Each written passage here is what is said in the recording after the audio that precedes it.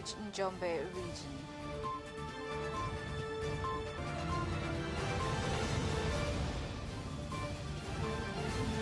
Petty traders and city militia clash in Mwanza.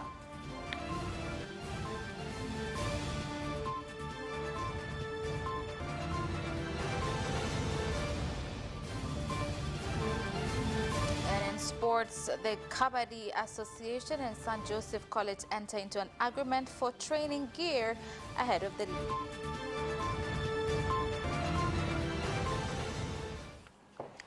Good evening, this is Capital News at 9:30. My name is Khadija Zimbwe. First, the national news. A hailstorm has caused significant destruction at Image village, Kidegedege ward in Njombe district, affecting 14 households.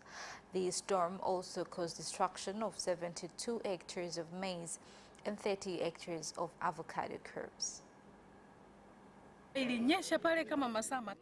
It rained for 3 hours consecutively. Pebbles broke iron sheets and entered houses. Even later, when we stepped out of the house, we found a lot of pebbles. 3 wards were badly affected. People have lost food in farms, houses destroyed, and some unroofed by strong winds. For plants that were not very much affected, should be given closer follow-up by adding fertilizer so that they will be able to harvest some food at the end of the season. Now, clashes today occurred between petty traders, popularly known as Machinga, and city militia in Mwanza City, which caused various activities come to a standstill and destruction of vehicles. Several petty traders were arrested in the incident.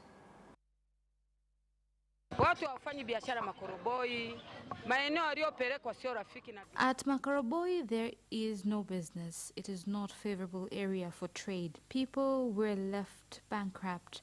Our husbands have run away from home because of economic hardships. What is needed is for the district commissioner to have dialogue with the director so that they could plan for a permanent trader's place to do business. Things are tough. We have failed to even take children to school.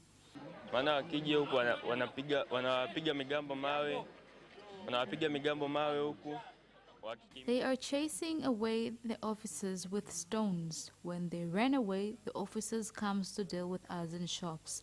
The government should do something because the traders are complaining that where they were taken to, there is no business. Kwa juhudi kubwa tulizozifanya jeshi la polisi, tumeweza kwa kiasi kikubwa kuzima hizo vurugu ambazo. With efforts done by the police force, we have managed to control the chaos that was caused by the youth.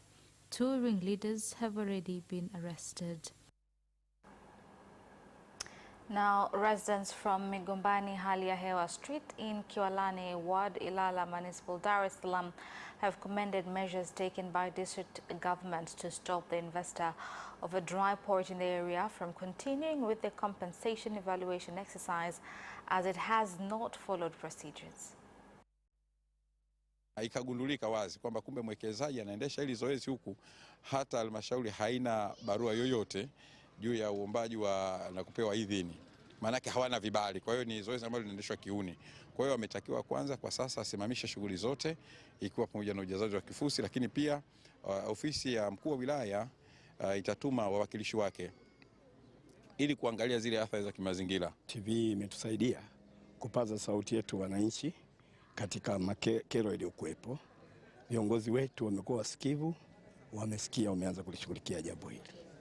Na mmelipokeaje? Wananchi tulipowafikishia taarifa kama kamati wamesikia vizuri sana, maana serikali iko pamoja nao. Now, heavy rain in Mtwara Mikindani Municipal Mtwara region has started. The early hours of morning has caused floods on roads, including the road leading to Chipuputa Central Bus Station, and engulfed 15 houses at Matopeni Street in Magomeni Ward. Hali ni mbaya kama unavyoiona hivi. Sasa mitaro ile ni midogo kiasi kwamba maji yanakuja yakapindukia. The situation is bad. The drainage systems are small, causing water to spread elsewhere because they have nowhere to go. It is quite dangerous because people have fell into the drainage systems. Serikali wametutenga, mifereji waliokuja kutuwekea haipo sahihi, ni midogo, maji yanaingia majumbani, maji mengi. The government has neglected us. The drainage systems are small. They cannot bear heavy pressure, leading to floods in people's homesteads. Even at the bus terminal, the conditions are poor. Travelers have no good waiting areas. Now, Parliament has called on government to come up with new plans that will address the problem of unemployment, with stalling of government projects also being among issues debated in the House. Moja, kuongeza jitihada za kusimamia sera na sheria mbalimbali ambazo zina. It is important to add more efforts in policy and laws monitoring that accelerates good investment environment like agriculture, livestock keeping, fisheries and trade. Second, sensitize investment in small, medium and large-scale industries so that they could employ more people in the country. Na tulipata mifano mingi iliyoonyesha kwamba kuna nchi nyingi ambazo zimekwenda kwenye lugha zao. There were many examples on countries that used their languages in forming laws, alongside English language like Rwanda and India. Now, the U.S. Centers for Disease Control and Prevention, CDC, in collaboration with the government, have improved health services in refugee camps in various parts of Kigoma region that aim to curb the spread of infectious diseases such as HIV/AIDS. But I think that there is a groundwork of success that we can build upon. I do think actually some of the issues that we see here may actually be, we have to discuss with the central level about guidelines. For example, I do think more women could be on multi-month dispensing if we change the guidelines, right? And I do feel also if we can work with the Ministry of Health to make it younger people eligible for COVID vaccination, then there's no reason why this high-quality program here can vaccinate children. So I think, that's where I'd like to go next. Mkoa wa Kigoma sasa hivi umesajili watu wanaoishi na virusi vya ukimwi kama 25,500. The region has registered 25,500 affected people. 99% of them use medications. Katika form mbalimbali za ukimwi, ukiangalia maambukizi ya mkoa ni 2.3%, lakini pia regional data reveals that transmission rate is 2.3%. The big success is 99% of infected people are on medications. The President of Zanzibar and Chairman of the Revolutionary Council, Dr. Hussein Ali Mwinyi, has said arrival of a team of doctors from China is an opportunity for Zanzibar to improve the health sector. The aim, as has been said, is to minimize the number of people going all the way to the tertiary facilities and to have a proper referral system from below all the way to the tertiary facilities. So I take this opportunity once again to thank all of you for the good work that you have been doing here in Zanzibar. And I believe it is not only just treating the patients, but also imparting knowledge to our physicians, to our health workers, and thus you are building the capacity. I'm told that with the new technologies that you have brought, the doctors of the current Chinese medical team have been in Zanzibar for 4 months. With the full support of the revolutionary government and the leadership of Your Excellency, especially the tireless work of Honorable Minister Nasser Mazrui and his colleagues, the Chinese doctors have established good working relations with the Zanzibar doctors and medical staff and conducted many medical consultations and surgical operations. They work full-time at Nazmuze Hospital and Abdullah Muze Hospital. They also did supporting work for the Kawingi District Hospital and the Chak Chak Hospital. Now, in another development, 19 travel agents from the U.S. have visited Zanzibar to look for tourism opportunities following increase of the number of tourists in the Isles. Mawakala kutoka shirika la ndege la Qatar Airways ambao wanatoka America. We have received Qatar agents from North and South America, being efforts of advertising our tourism attractions. We used to go and market ourselves out there, but now the approach has changed. Agents will be coming in the country to see for themselves. And that is the end of national news. International news follows up next.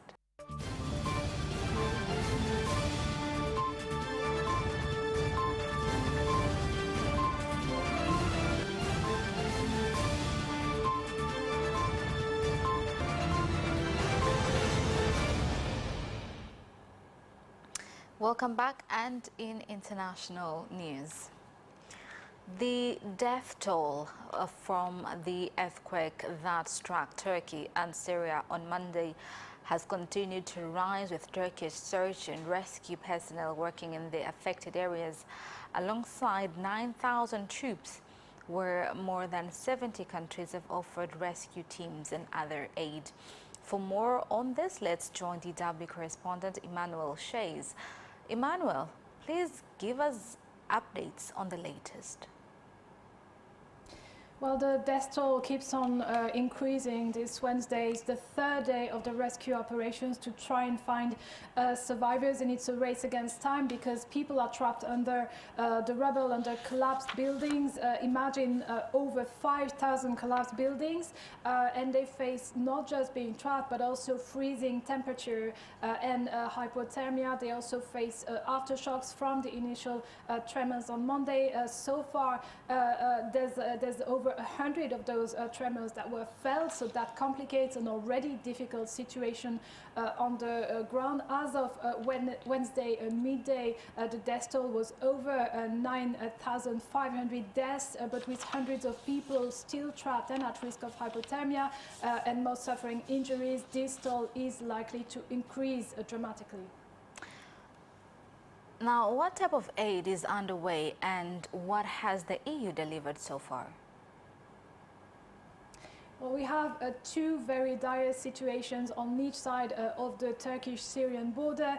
For the Turkish side, the EU civil protection mechanism has been activated. So far, 17 countries have coordinated their efforts. They are sending 25 search and rescue teams, 2 emergency medical teams. Altogether, that's almost 1,200 rescuers, 79 search dogs that will search for survivors in the rubble, and unfortunately also for dead bodies trapped under the rubble. Ukraine is also sending 2 planes full of humanitarian aid and 87 rescuers. The United States are sending 2 teams of 80 people each, and China says it also sent out a team and over 5 million euros of financial support. That's for the Turkish side.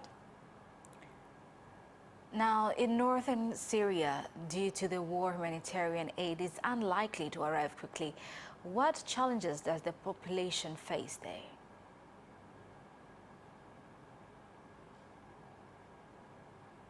Well, northern Syria is even more complicated to access. There's one border checkpoint between Turkey and Syria where humanitarian aid had been transiting for years, but it has been damaged. It was even closed at some point. But the biggest hindrance is, of course, that Syria is a war-torn country. This is the reason, the main reason why there's only one transit point. And it is also the reason why this earthquake was so deadly in the northern part of the country, with buildings there that were already damaged by years of shelling by the government forces, which are supported by Russia.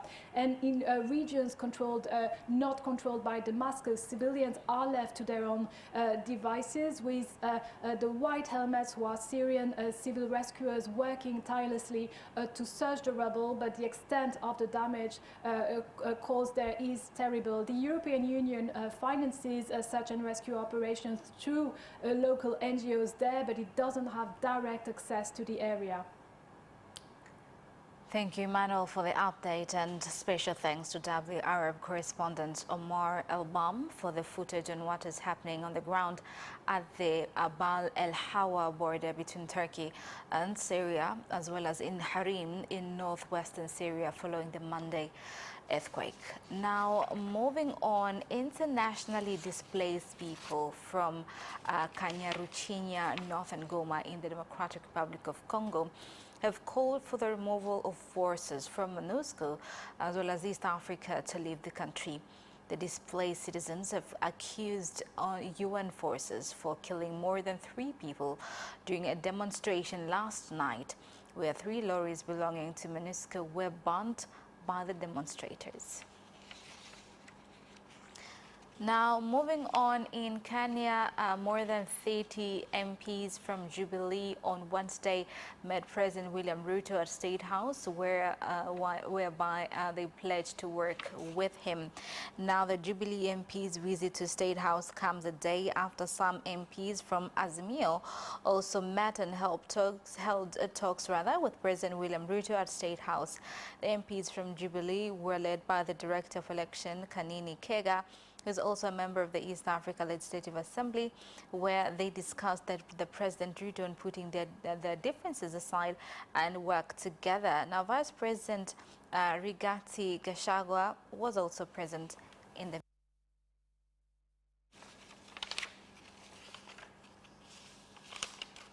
And that international news is the end of international news, and business news follows up next after the break.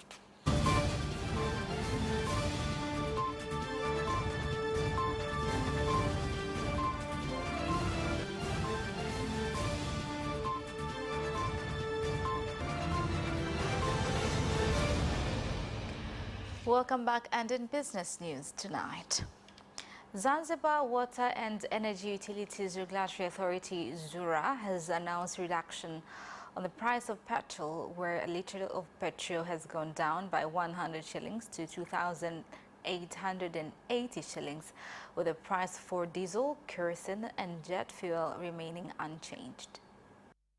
Mheshimiwa Rais kawaombea wananchi wake kwa kufidia zaidi katika mafuta ya petroli. The Honorable President has made the move mostly in petrol to be compensated more than other products. That is why in this month, petrol prices have gone down while other fuel prices have remained the same. Now, cereal producers have called on the government to intervene on rising prices for maize flour caused by high transport costs that will continue to hurt consumers if the situation is not addressed. Nilikuwa naomba kwa serikali ijaribu kuangalia pale ambapo unakuta mahindi yanakuwa napanda sana bei. My call to the government, if possible, when maize prices go up, the National Food Reserve Agency should intervene, at least to support consumers. Maize prices in the country are still expensive, from farms to markets. And Tanzania Revenue Authority, TRA, has called on traders to use electronic fiscal devices, EFDs, that will also enable them store their records, and for employees to ensure they have registered tax identification numbers, TIN.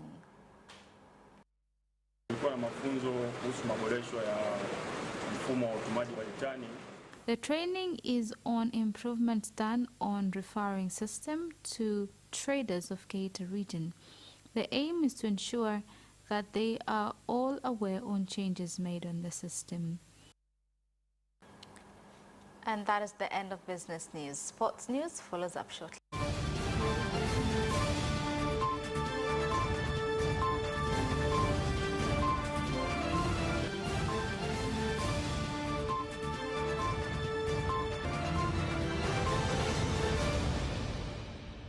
Welcome back, and in sports news tonight, the Tanzania Kabaddi Association has entered into an agreement with St. Joseph College, which will help them to get equipment for preparation for the coming competitions. Chuo kikuu cha St. Joseph kuweza kusimamia camp yani gharama za kambi ya timu ya taifa ambayo itahusisha wachezaji zaidi ya 30 ambao watakuwepo hapa Tanzania, lakini pia wataenda kule Chennai katika vyuo vya DMI. The National Tennis Association has commended the wheelchair tennis team for being able to head to Nigeria for the African Championships. They say they have faith in the team's performance. Kwa hiyo let's say timu yetu kwa kweli iko vizuri mno. Kwa hiyo tunajaribu tena kufanya training ili tuweze kupata timu ambayo ni strong kama ile, kwamba duniani labda tunaweza tukarank kati ya namba 1 mpaka 5.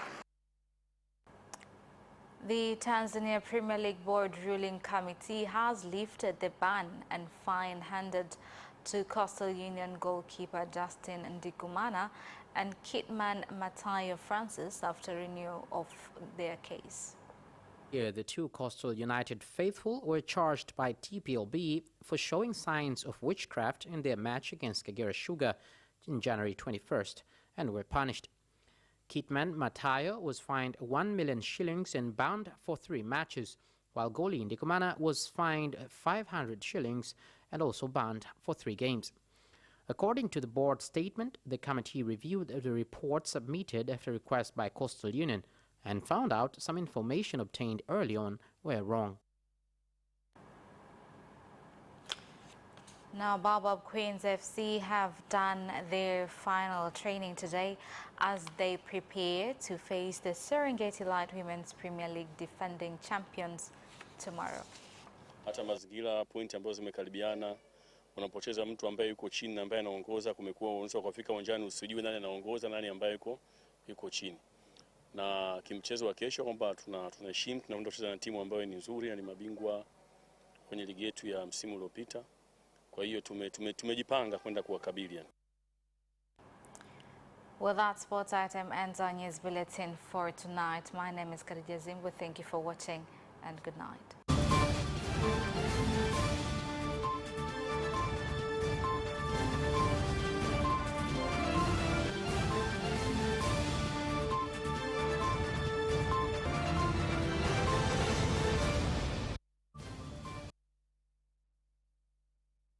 Watch Capital News at 9:30 and get updated on what is happening in Tanzania and around the world on political,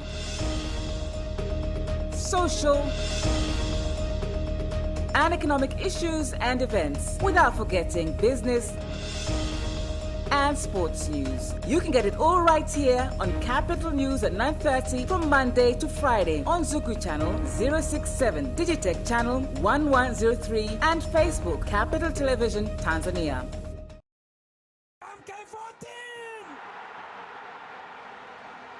Tunaposhinda mnatushangilia. Sisi ni timu moja. Nyie mkitushangilia, sisi tukicheza pamoja, sisi ni washindi. Na sasa tunahitaji kuwania kombe kubwa sana kwa ajili ya Tanzania. Mnyama mashuhuri Simba yuko hatarini. Anatishiwa na ujangili, migogoro na binadamu pamoja na kupoteza makazi yake halisi.